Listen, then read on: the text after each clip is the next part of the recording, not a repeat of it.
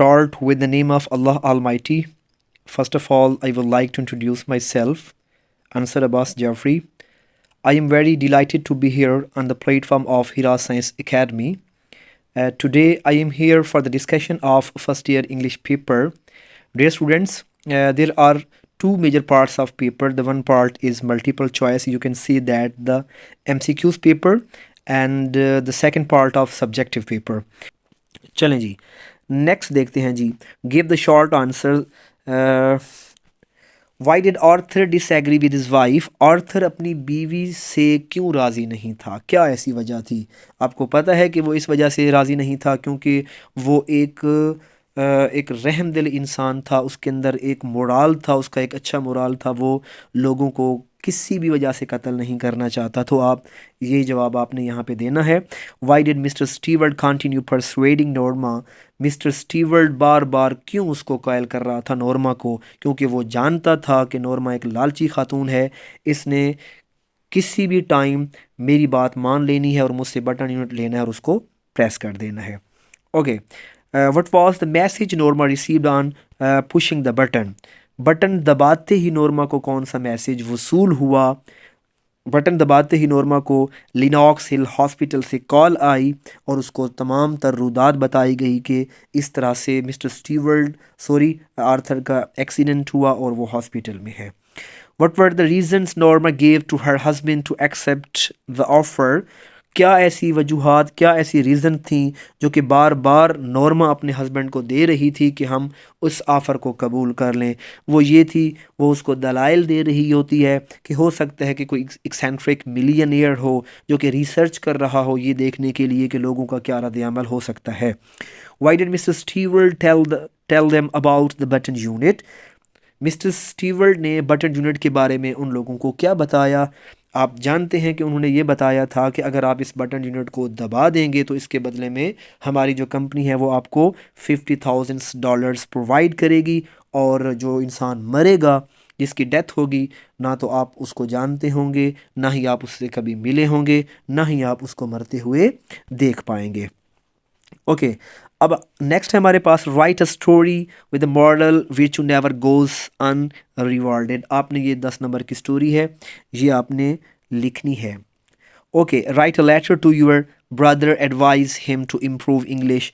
अपने भाई को लेटर लिखना है जिसमें आपने उनको ये एडवाइस करनी है कि आपने अपने इंग्लिश जो वोकैब है या इंग्लिश प्रोनाउंसिएशन है, आपने इसको किस तरह से सही करना है. इसका जो स्ट्रक्चर है वो मैं आपके सामने ला रहा हूँ, इसको ज़रा देखिएगा. ओके. ये हमारे पास लेटर का स्ट्रक्चर है जो मैंने आपके सामने आपको शो ऑफ करा रहा हूँ. इसमें देखिए एग्जामिनेशन हॉल, उसके बाद कामा लगाया गया, ABCCT है और उसके बाद ए के बाद डॉट, बी के बाद डॉट, सी के बाद डॉट. आपको पता है एब्रीवेशन जहाँ भी आ जाएं हम उनके साथ साथ जो है ना वो फुल स्टॉप लगाते हैं. सिटी के बाद जो है ना आपने फुल स्टॉप लगाना है. उसके बाद आपने मंथ लिखना है, मंथ के बाद डेट के बाद आपने क्या लिखना है? कामा. ओके. उसके बाद ईयर के बाद आपने फुल स्टॉप लगा देना है. My dear Sunny. ठीक है. आपने यहाँ पे ग्रीटिंग, इसको कहते हैं ग्रीटिंग पार्ट्स. अगर आपको पता हो, इसको कहते हैं ग्रीटिंग पार्ट्स. ठीक है. जिसमें हम my dear father, my dear mother, my dear friends, my respected teacher, आप जो भी है यहाँ पे लगा सकते हैं. इसको ग्रीटिंग पार्ट्स कहते हैं लेटर का. तो इसके आगे आपने क्या लगाना है? कॉमा लगाना है. फिर उसके बाद आपने उसकी बॉडी को फिल करना है लेटर की. और योर्स सिंसियरली. यहाँ जो बच्चे गलती करते हैं, बहुत सारे बच्चे गलती दोहराते हैं. ये जो योर्स यहाँ पे दिया गया है, बेटा याद रखिएगा जितने भी पजेसिव केस हों, योर्स हो और उसके बाद और भी आ सकते हैं, मतलब योर्स के साथ आवर्स हो. ठीक है. तो इसके साथ हम कभी भी ऊपर हम कामे का इस्तेमाल नहीं करते, जिसको आप एपॉस्ट्रॉफी कहते हैं. ठीक है. हम ये नहीं इस्तेमाल करते. जितने भी आपके पजेसिव केस हों, इसको हम कभी भी इस्तेमाल नहीं करते. इस चीज़ का आप ख्याल रखिएगा. आपने इसको बिल्कुल योर्स है तो योर्स ही रहने दें, इसके साथ ऊपर कोई भी आपने एपॉस्ट्रॉफी नहीं लगानी. ओके. उसके बाद है जी हमारे पास write an application to the principal of your college for leave. आपने एक एप्लीकेशन लिखनी है अपने प्रिंसिपल साहब को और उसमें आपने छुट्टी की दरख्वास्त देनी है. ठीक है. अब एप्लीकेशन को लिखने का क्या मेथड है? The principal. अब टू वाला जो सीन है बेटा वो ख़त्म हो चुका है, क्योंकि इंग्लिश जो है ये रोज़ बरोज़ इंग्लिश के अंदर मॉडर्निटी आ रही है, इसकी प्रोनाउंसिएशन के अंदर, इसकी लैंग्वेज के अंदर, इसकी ग्रामर के अंदर। तो अब टू वाला सीन ख़त्म हो चुका है। यहाँ आपने स्टार्ट कर देना the principal government college. Principal के आगे कॉमा लगाना है, कॉलेज के आगे कॉमा लगाना है, ABC सिटी लिखना है। ओके, उसके साथ आपने नीचे लिखना है सब्जेक्ट। सब्जेक्ट में आपने ये लिखना है जो आपका मेन पर्पस हो, लेटर लिखना, सॉरी एप्लीकेशन लिखने का जो मेन पर्पस हो वो आपने हाईलाइट करना है। Request for the change of subject, यहाँ तो है request for the change of subject.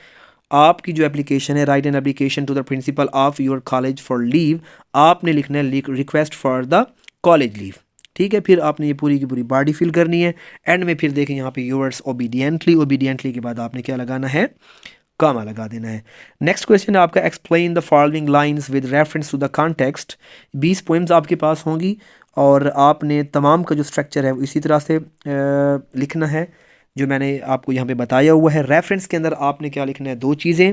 एक तो आपने पोएम का नाम लिखना है, जिस पोएम से उस स्टैंजे को लिया गया हो, और उस पोएम का जो राइटर है वो लिखना है। These lines have been taken from the poem the rain. आपकी जो पोएम है रेन, उसी से ये स्टैंजा लिया गया, और उसका जो राइटर है उसका नेम लिखना है W.H. डेविस। उसके बाद कॉन्टेक्स्ट हेडिंग डालनी है। कॉन्टेक्स्ट में आपने यही उसका मरकज़ी ख्याल लिखना है जो यहाँ पे लिखा हुआ है, in this poem the poet describe the players of rain. Okay, उसके बाद एक्सप्लेनेशन आपने करनी है उसी स्टैंजे की, ख्याल कीजिएगा उसी स्टैंजे की एक्सप्लेनेशन करनी है, ना कि पूरी की पूरी पोएम की। तो बच्चों ये आपका फ़र्स्ट ईयर का इंग्लिश का पेपर था। इंशाल्लाह नेक्स्ट मिलते हैं अगले पेपर में। अल्लाह पाक हम तमाम मुसलमानों का हामी और नासिर हो। अस्सलामु अलैकुम वरहमतुल्लाहि वबरकातुहू।